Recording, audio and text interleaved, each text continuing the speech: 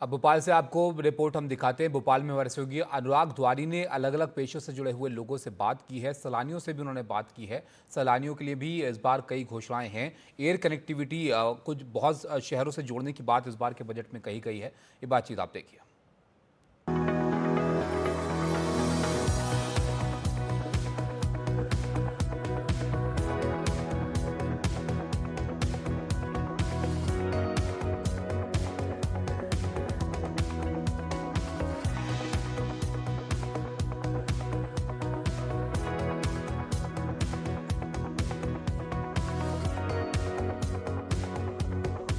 Budget को लेकर सबसे पहला सवाल यही होता है कि हमें क्या मिला।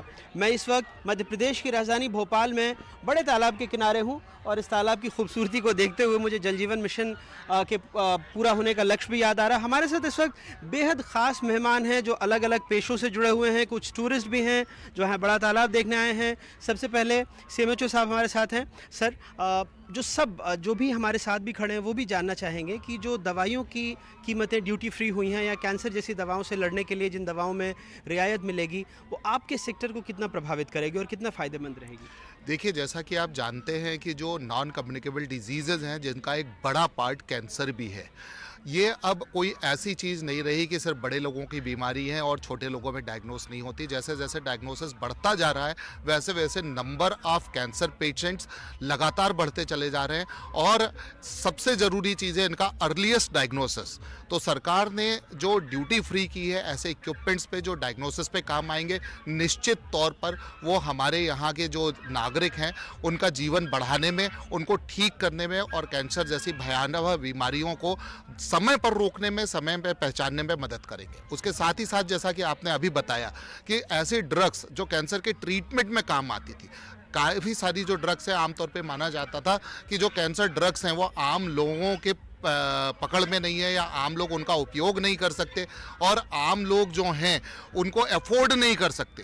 तो जो अफोर्डेबिलिटी है उसमें बहुत फ़र्क पड़ेगा। गलती हो गई, लेडीज़ फर्स्ट कहते हैं। मैम, मैं बहुत माफ़ी चाहता हूँ, लेकिन सबसे पहले आपसे जानना चाहेंगे, हर चीज़ में देखा जाता है कि घरेलू कोई भी बजट हो तो गृहिणियों से पूछा जाता है कि आपके लिए बजट कितना फ़ायदेमंद है।